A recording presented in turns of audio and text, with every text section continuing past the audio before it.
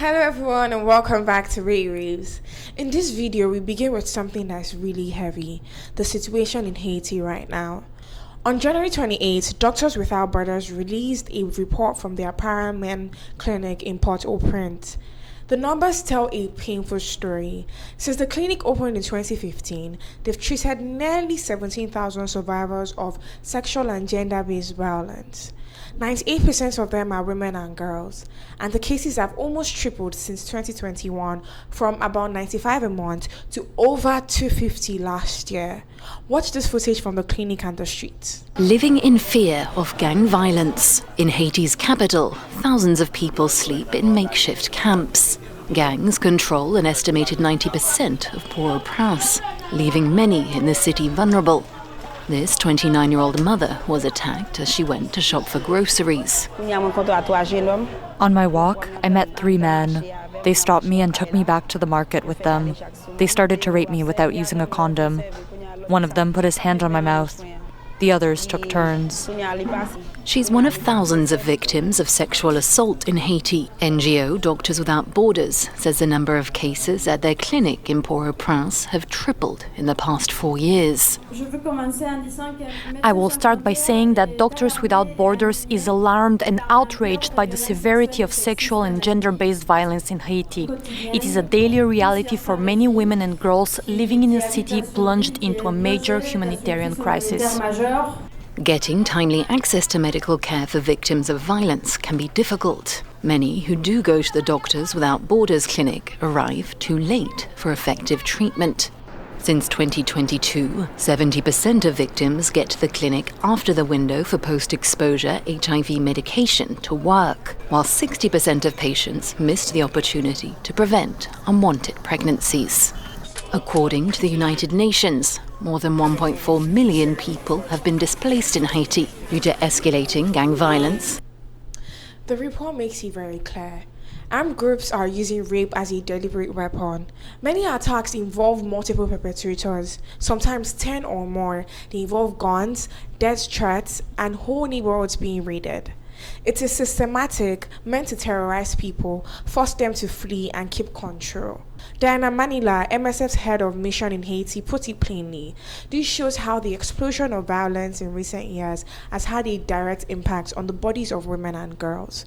They are calling for more funding, more shelters, legal support, and real pressure on the authorities to stop this. Now, why does this matter so much to us in Africa? Because we recognize this pattern far too well.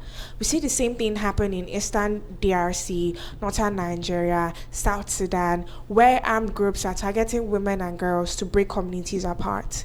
The trauma lasts for generations. There's unwanted pregnancies, infections, mental health struggles, girls dropping out of school. But here's the hopeful side. When the world pays attention to Haiti, it can bring more resources that also helps our own crisis.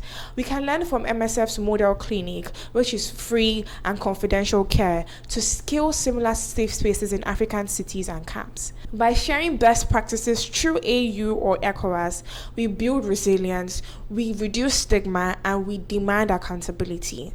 Solidarity across the global south actually gives us stronger leverage for funding and protection. So even though it's painful to hear, talking about it openly is part of building the change we need. This isn't just Haiti's fight, it is ours too, and collective advocacy can bring more help to survivors everywhere. Now, switching gears to something happening on the global energy stage. India Energy Week 2026 in Goa wrapped up just a few days ago, and one of the biggest stories to come out of it was the major step forward between India and Canada. This wasn't just another conference, it became the platform for a real diplomatic and economic recess between the two countries. Watch this segment, which captures the moment perfectly. Now let's talk about India and Canada. Both countries are getting ready for a major diplomatic moment, a new chapter in bilateral ties. It could be defined by energy, trade and long-term cooperation. Reports say Canadian Prime Minister Mark Carney is preparing to visit India. The trip could happen in the first week of March. As we speak, the groundwork is being laid. Ministers from both sides are holding talks and planning visits. They're looking at sealing key agreements. The political direction is clear. Both nations want to move forward and rebuild trust at a time when the global order is shifting. Here's a report. A few months ago, this would have been hard to imagine. India and Canada, barely on speaking terms. Diplomatic ties were at their lowest. Trust had collapsed. But now, a reset is underway, and it is being built on energy. Canada's Prime Minister, Mark Carney, is expected to visit India in March, and this trip could unlock a major shift. At the center of it, a deal on uranium. Reports say a 10-year agreement worth 2.8 billion Canadian dollars could be on the cards. That's over 2 billion American dollars. This is to supply uranium for India's nuclear energy program. It would be the highlight of Carney's visit, but it might not be the only one. Apparently, the two sides are also negotiating long-term supply deals for crude oil, for liquefied natural gas, and for liquefied petroleum gas, along with partnerships on critical minerals, from lithium to cobalt. The focus is on energy security and supply chain resilience. This is more than trade, it is a political breakthrough, and it comes after months of quiet diplomacy. Before Carney lands in India, there will be a flurry of high-level visits. India's National Security Advisor, Ajit Doval, is expected in Ottawa. Senior ministers will follow to lock down the agenda. On Canada's side, Energy Minister Tim Hodgson is already in India. He is leading talks on expanding cooperation and pushing for deeper energy ties with India. Hodgson has said energy and mining are key, and that includes possible oil and gas transactions. The goal is clear: to anchor this reset in long-term agreements that benefit both sides. Trade is also back on the table. Formal talks for a Comprehensive Economic Partnership Agreement, or CEPA, are set to begin in March. India's High Commissioner to Canada, Dinesh Patnaik, confirmed this earlier. He said the deal could be finalized within a year. If it happens, that would mark a major turnaround. Trade talks had been frozen for nearly 2 years. But in November last year, both sides agreed to restart. This new diplomatic momentum can be traced back to last year, on the sidelines of the G7 summit in Kananaskis, where Prime Minister Narendra Modi met Mark Carney. They discussed the state of ties and agreed on one thing: it was time to restart ministerial talks. Since then, the gears have shifted. Foreign Minister Anita Anand visited first, and now Tim Hodgson is in India. He attended India Energy Week in Goa. It was the first time a Canadian cabinet minister joined the event. The symbolism was hard to miss. The old chill is giving way to cautious warmth. Energy, mining, and agriculture are the areas being prioritized, sectors where both sides have clear mutual interests and shared dependencies. But the bigger context matters too. The backdrop is global economic realignment, the Trump's tariffs, and the need for trusted partners. Canada is rich in energy. India needs reliable supply chains, and both sides are looking to reduce risk. So while diplomacy starts at the top, this reset is rooted in economics. You can see how the anchor frames it as from rift to reset. India and Canada took a significant step toward resetting their relationship, with energy right at the center. Energy cooperation is leading the way after a period of strained ties, with both sides prioritizing mutual security and growth. The details are significant. Hodgson's presence at India Energy Week marked the first time a Canadian cabinet-level minister attended at this scale. They are now talking seriously about a long-term uranium supply deal, potentially 10 years, worth billions to fuel India's nuclear expansion. On top of that, Canada has positioned itself as a reliable source of crude oil, LNG, and LPG for India, while exploring joint work on critical minerals for batteries and clean energy tech.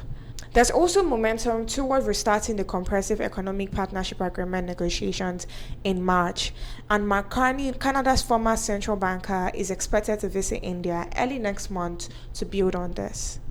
For us in Africa, India Energy Week and this India-Canada breakthrough matters a great deal to us. India is already one of our top partners, investing heavily in Nigerian oil and gas, East African renewables, and infrastructure projects across the continent. Canada has deep mining interests in Zambia, Ghana, and the DRC for those same critical minerals we have in abundance. What this means for us, you may ask. India Energy Week itself showcased Africa's potential role in global energy. Several African delegations attended, highlighting our oil, gas, and minerals as part of the diversification push. The India-Canada reset adds to that momentum.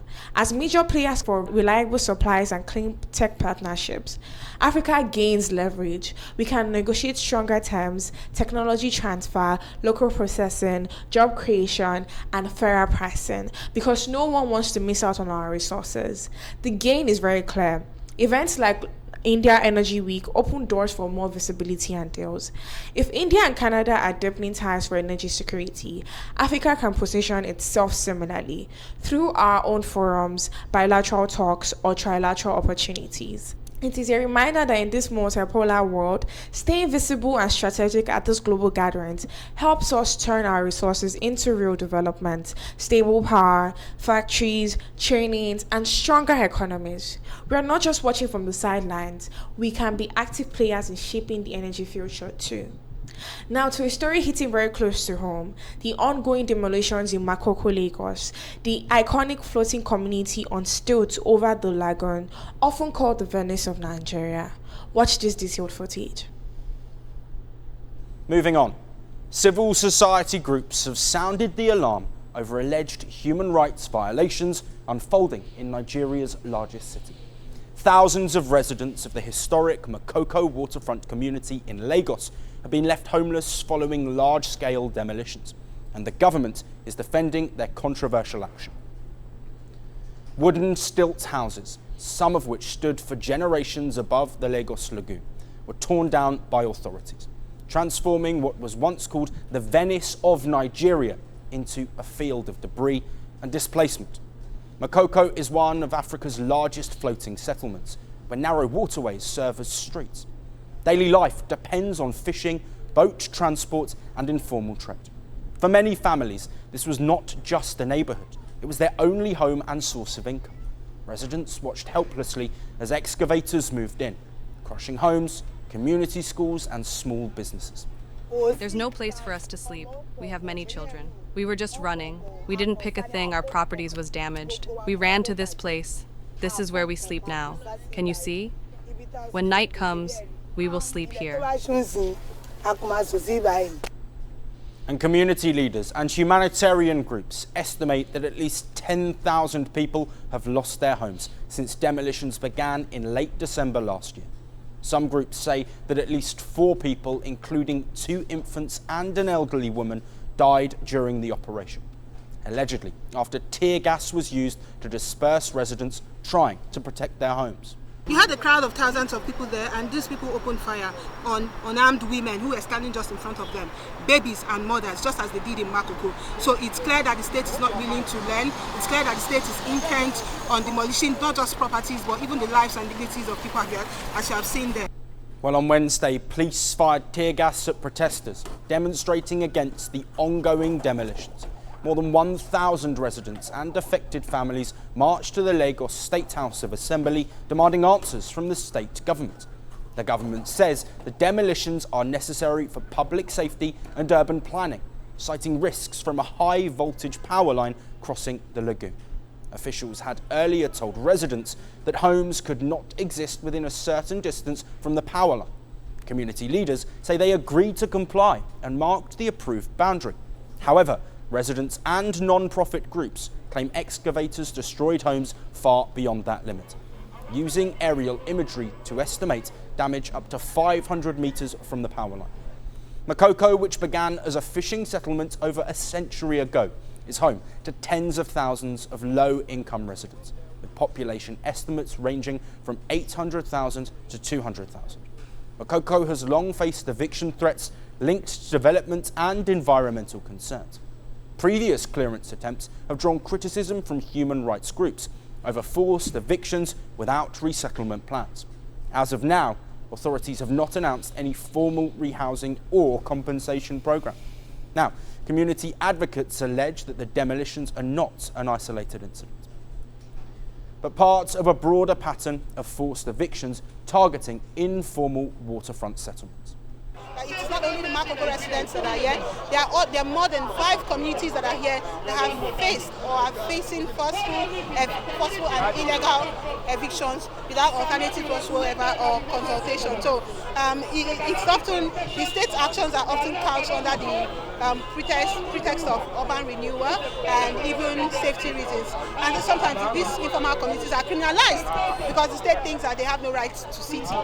Thousands have been displaced, many which are multi-generational fishing families. Lagos State says it's for safety and urban renewal, but residents report minimal notice, no resettlement plans, and no compensation, leaving people homeless amid rising lagoon levels from climate change. Protests erupted and over 1,000 marched on January 28, and police fired tear gas to disperse them, injuring at least one protester. Watch the clash clips. Lagos residents protested on Wednesday over demolitions in one of Africa's largest floating slums. Nigerian police responded with tear gas as over 1,000 marched to the Lagos State House of Assembly. Demolitions, supported by excavators and armed police, have been taking place in the historic Makoko waterfront community. Thousands of people have fled its narrow waterways as their stilt homes were torn. Police say minimum force was used and no guns were fired, but this is a deeply African urban story. Similar evictions happen in Nairobi, informal settlements in Accra, Johannesburg townships, or Dakar, where rapid city growth, climate changes, climate risk, and poverty collide. Government cites development, but without inclusive planning, it worsens inequality, sparks unrest, and erodes trust. From our perspective, it affects Africa by highlighting failures in affordable housing and social protection. Millions live in informal areas, vulnerable to floods and eviction. It strains social services and fuels migration to already crowded cities. So what do we stand to gain or learn from this? Makoko's case can push for better policies continent-wide, community consultation, in-situ upgrades, which is improving stilt homes instead of total clearance, resettlements with livelihood support, and climate-resilient urban planning. Nigeria can lead this by learning from successes in places like Rwanda's Kigali upgrade or South Africa's informal settlement programs. Handled right, it creates sustainable cities that benefits residents, not just developers. Now, still very much in Lagos, we have another eviction that's part of the same urban pattern. On January 22nd, the state government issued an immediate quit notice to everyone living or working under Obalinde Bridge and the nearby motor park.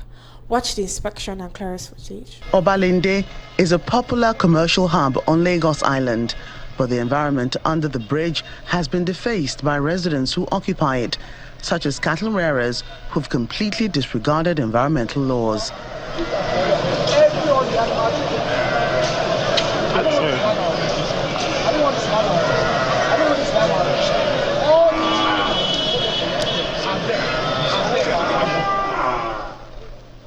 The State Commissioner for Environment and Water Resources, Mr. Tokumbo Wahab, and his team visit the area for an inspection ahead of the government's plans to redesign the open space to reflect a modern 21st century environment. We had to go there to push them out, as we want to finally and formally hand over the space to one of the biggest corporates in the country who are taking up the space as a CSR, redesign, green it in a sustainable manner, environmentally sustainable manner, and so the handover process is what we just started today. So we want to hand over to them. They knew from 2024. We had the approval from the state government already. The delay was because we had to do a lot of back and forth with the corporates with respect to a environmentally sustainable design that is suitable for them as a CSR and then for us as a government. And they will be the ones that will be maintaining the place afterwards. There are two sides to it. Obalinde normally is supposed to be a garage. The garage will still be part of the design that is coming up. Then there will be public toilets in a sustainable manner. There will be sleeping bays, a part of the design.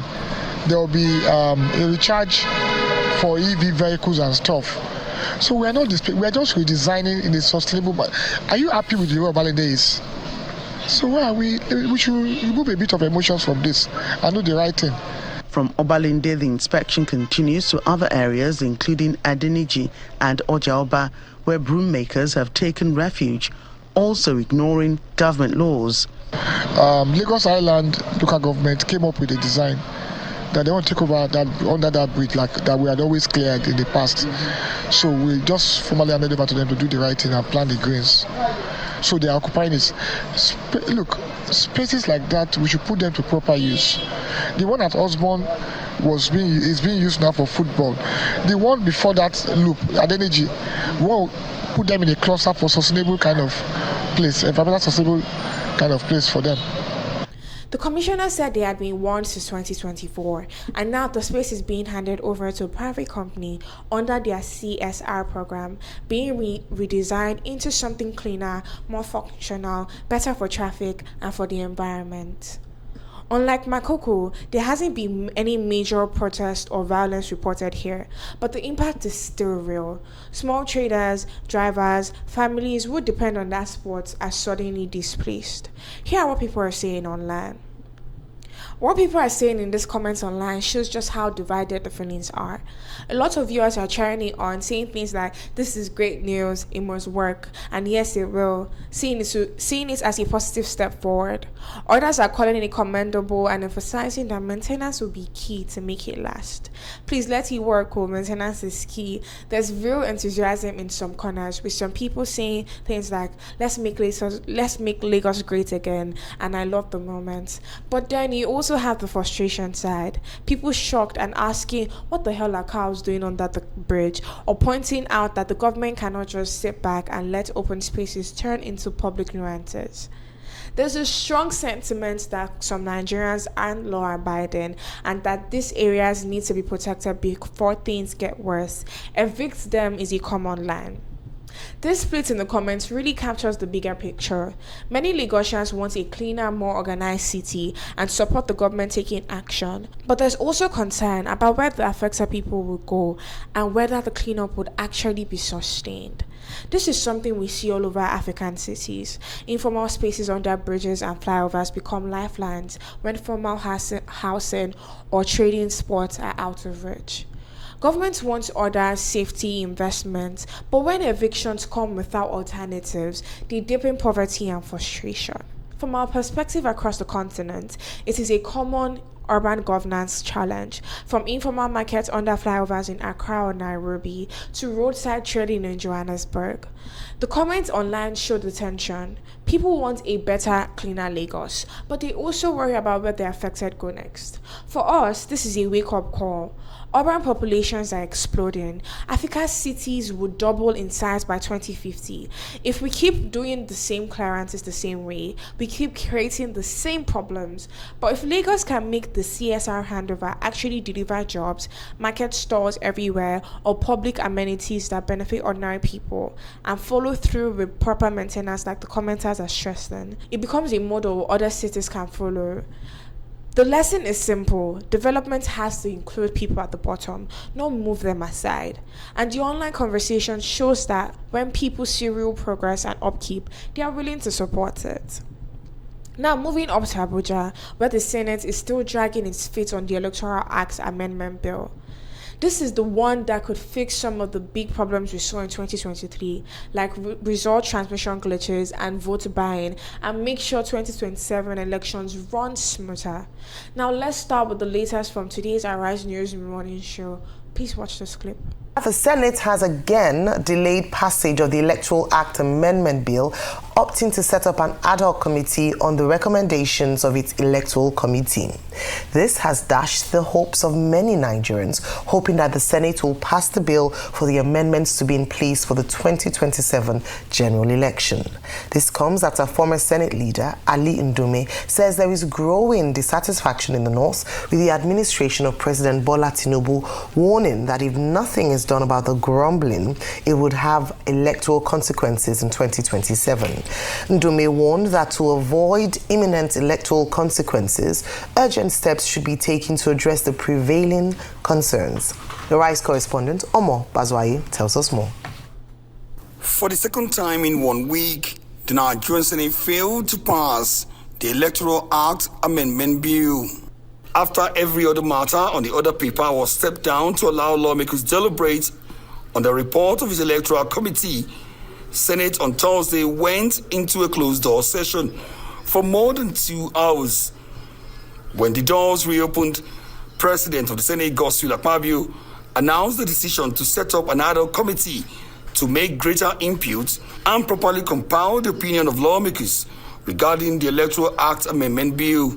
A closed session on the ongoing amendment to the Electoral Act 2022.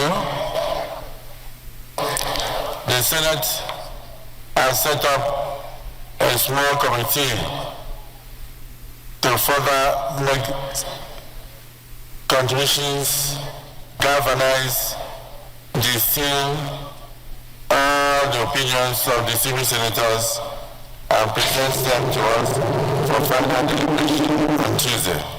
The high-powered committee, which is chaired by Senator Adeni Adigbomire, who currently serves as Chairman Senate Committee on Judiciary, Human Rights and Legal Matters, is given the next 2 days to complete the assignment and revert to the Senate for further deliberation next Tuesday. And has also included very ranking senators as members. The Civil Senator Adamo Alero, the Civil Senator Waziri Tamboa, the Civil Senator Adams Oshimole, the Civil Senator Mohamed Goje, the Civil Senator Tony Woye, the Civil Senator Taito Zam as members. The committee has 48 hours, or at most 3 days, within which to conclude its assignments and refer to the Senate before our next plenary. Some of the amendments being proposed include a new subsection 3 on page 45 of the bill that seeks to check manipulation of results and ballot box snatching through electronic transmission of results from each polling unit to RF portal in real time. Such electronic transmission shall be done simultaneously with the physical collation results. You can see right away how they are framing this as another postponement in a series. This is the second time in a week after a long closed session, and now setting up a ad hoc group to try and pull everything together. The proposed changes they mention include real-time electronic transmission of results, fines up to 5 million naira plus a 10-year ban for vote buying, inmate voting rights, and many more. Civil society groups like Situation Room have been protesting outside the National Assembly on January 22nd and again around January 29th, urging the Senate to act immediately upon resumption on January 27 and pass it quickly. Now let's jump ahead in the same Arise News segment. Watch this part, please. As regards the Senate, these are my fears. My fears are that with postponing this process for another couple of days, I think we're going to lose it. We're going to lose the chance to be able to right all the wrongs we saw in the last election. And it would be a miracle if they finally assent to it. Because you need a 1-year mark prior to implementation. And if they are going this way, it's very sad. And these things are not things that you need to review over and over again. These are all of the things that Nigerians complained about in the last elections, that marred the last election. The fact that we couldn't get BVAS in real time, IREV in real time, and some other challenges. Please, the Senate, save this country. Because if nothing is done, it will be on record that the Senate lost their chance to be part of the success of this country. But I'm not surprised. Was this not the same Senate that even before we talked about passing BVAS and using BVAS prior to the 2023 election, most of them lied that they had no internet in their villages when the debate was on?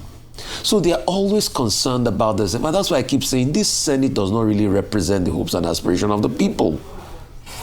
Look at what Aliu Ndume said yesterday about the tax laws. The same president said something. Aliu Ndume said no. that they have seen multiple discrepancies. In fact, there's a story on the front page of Daily Trust today that is saying that there's been breach in the tax laws. Go and read Daily Trust today to see that story, as regards even the Establishment Act and people they put on different boards. So we just want Nigeria to be clean and clear. But it's so difficult for some people. You know why? Because they have interests, and the interest about them. And you see, for all the resource you get from your interest, you won't take it to heaven. We keep saying. You can hear how the discussion gets more pointed there. They are really highlighting the fear that every extra delay is pushing us closer to missing the window to make real improvements before the next election cycle. They also raise concern about repeated committees, absences, and whether the Senate is truly reflecting what Nigerians want. And they also point out the growing discontent in parts of the country that could have serious electoral fallout if not addressed. This bill is supposed to fix real problems from 2023, BVA's failures, result transmission issues, money in politics, by bringing in more technology and more transparency. We know the story across Africa. Electoral reforms get delayed in Kenya, Ghana, South Africa, and mistrust builds. In Nigeria, it is especially important because our elections influence the whole region. ECOWAS watches us closely, and the effect is very clear. Every delay chips away at public confidence, makes people question whether their votes actually count, and raises the risk of dispute or violence in 2027. But if the Senate passes it soon, Nigeria can become a stronger example for the continent, showing that digital tools and clear rules can protect democracy. What we gain is trust. Trust that brings in investment, stability, and real participation. Civil society is already pushing hard. That pressure can work here and inspire similar action in other countries. And the message is very straightforward. We need to act early, not when the election is already knocking at the door. Now, let's look at something happening on the international stage. Rwanda has formally filed a case at the Permanent Court of Arbitration in The Hague, asking for around £100 million from the United Kingdom over the Asylum partnership that was scrapped. Watch the context footage. Moving on now to Rwanda. The East African country has sued the United Kingdom over the scrapped migrant deal. Kigali has accused London of not making promised payments. Though the deal was scrapped in 2024, it took Rwanda nearly 2 years to take legal action against the UK. The action is delayed but significant. What was the asylum seeker deal? Why was it scrapped? And what does Rwanda want from the UK now? Well, let's break it down. Back in 2022, former British Prime Minister Boris Johnson brokered the asylum seeker deal. Under the agreement, Rwanda was supposed to receive undocumented migrants who had arrived in the UK on small boats. The aim was to deter illegal migration in the UK, but the deal faced a string of legal challenges. In November 2023, the UK Supreme Court ruled that the deal was illegal under international law. The court said Rwanda was not a safe destination and it could pose a threat to life of the deportees sent there. London could only send 4 migrants to detention centres in Rwanda. Then came the 2024 general elections. The Labour Party won, and as promised, Keir Starmer scrapped the deal and declared it dead and buried. Starmer labelled the deal as a failure and said that it had wasted taxpayers' money and announced that no further payments would be made to Rwanda. But by then, London had already paid Kigali over $330 million. Now, Rwanda is seeking further compensation after the UK reportedly failed to formally terminate the agreement. Kigali has launched arbitral proceedings against the UK through the Hague-based Permanent Court of Arbitration. Rwanda regrets that it has been necessary to pursue these claims in arbitration, but faced with the United Kingdom's intransigence on these issues, it has been left with no other choice. Rwanda has also said that in 2024, the UK had asked it to forgo 2 payments of nearly $70 million due in April 2025 and April 2026, in anticipation of the formal termination of the deal. Discussions between Rwanda and the United Kingdom did not, however, ultimately take place, and the amounts remain due and payable under the treaty. Rwanda said that it had sought diplomatic engagements before resorting to legal action. The UK has reacted to Rwanda's move. London has called the migrant deal a complete disaster, and it has vowed to robustly defend its position to protect British taxpayers. Last year, the UK also suspended most financial aid to Rwanda for backing the M23 rebels in DR Congo. Kigali slammed the move and called it punitive. So, Kigali and London have not been on good terms with each other. Now it remains to be seen if Rwanda's legal move against the UK over the scrap deal will further escalate tensions between these two countries. Back in 2022, the UK agreed to send certain asylum seekers to Rwanda for processing and paid £240 million upfront. When Keir Starmer became Prime Minister in 2024, he cancelled a colony dead and buried. Rwanda says the UK didn't follow proper termination rules and refused to pay £50 million installments due in 2025 and 2026, broke confidentiality on financial details, and failed to resettle vulnerable people as required under Article 18. The UK says it will defend the case robustly. This matters a lot to Africa actually, because migration agreements often put pressure on our countries. Think about the EU deals with Tunisia or Libya. Rwanda stepped up as a partner, but when the deal collapsed, they are now demanding what they say is rightfully owed. The effect is twofold. It shows how unequal these agreements can feel, and it also proves that African nations can use international law to protect their interests. Rwanda is setting an example, standing up for accountability. Now, what do we stand to gain from this? A stronger precedent. If Rwanda wins or even forces a settlement, it teaches every African government to negotiate migration or aid deals with clear exit clauses, upfront benefits, and protection against sudden cancellation. We can turn these partnerships into real development opportunities, which are infrastructures, skills, and jobs, rather than one-sided agreements. It is a reminder to assert your rights early and firmly, and the continent as a whole becomes harder to take advantage of. Now finally, let's talk about the high-level diplomacy that happened 2 days ago. On January 29th, UK Prime Minister Keir Starmer sat down with President Xi Jinping in Beijing, the first visit by a British Prime Minister in 8 years. Please watch the key moments. Our next story takes us to China. UK Prime Minister Keir Starmer is visiting China. This is his first visit to the country and the first by a UK Prime Minister in 8 years. And it comes at an interesting time. Britain's economy is struggling, growth is slowing, and exports to China are falling. Prime Minister Keir Starmer wants to reverse that. But there's more to this visit than trade, of course, because look at the global political environment. There's uncertainty fueled by US President Donald Trump. He has unleashed chaos by slapping tariffs left, right, and centre, and he has not spared his allies like the UK. So Keir Starmer, like everyone else, is exploring options, and China seems to be a compelling one. He arrived in Beijing on Wednesday and met Chinese President Xi Jinping today. Their meeting lasted longer than planned. Reports say it was planned for around 40 minutes, but it lasted for about 80 minutes, 80 minutes. In the meeting, Starmer said that the UK wants a quote-unquote sophisticated relationship with China. Listen to this. China is a vital player on the global stage, and it is vital that we build a more sophisticated relationship, where we can identify opportunities to collaborate, but of course also allow a meaningful dialogue on areas where we disagree. So how did Xi Jinping respond? He said China-UK ties had faced several setbacks in recent years, and he called for long-term cooperation between the two countries. China-UK relations experienced ups and downs in previous years, which was not in the interest of either country. The current international situation is characterized by intertwining transformations and turbulence.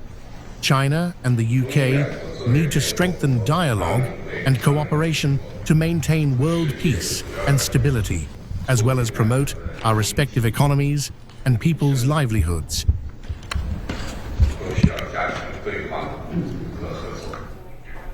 So why is this visit important? Because it marks a break from nearly a decade of diplomatic freeze.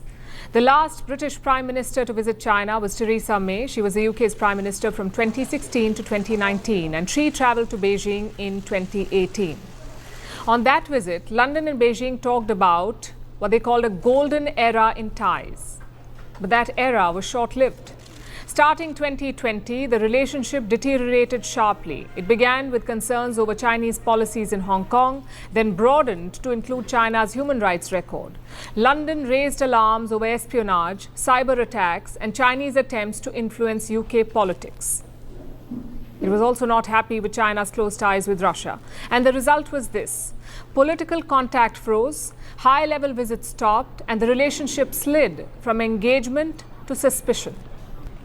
So why does the UK want a reset now? The short answer is economics. Like I said, Britain has been struggling. Their exports to China have fallen by nearly 53% year-on-year in 2025, and that drop matters. Because China is still the UK's third largest trading partner. They export goods and services worth billions of dollars to China every year, and that trade supports thousands of jobs in the UK.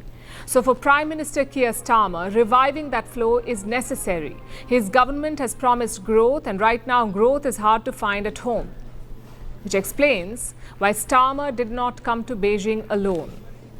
He's accompanied by more than 50 British business leaders. It's a clear signal that Britain wants investment and access to Chinese markets. And so what we're doing here is engaging and building a comprehensive, consistent, stable, strategic approach to China, which is much needed, has huge opportunities. And for me, the most important thing, as ever, is to be absolutely determined that this will deliver back into the United Kingdom.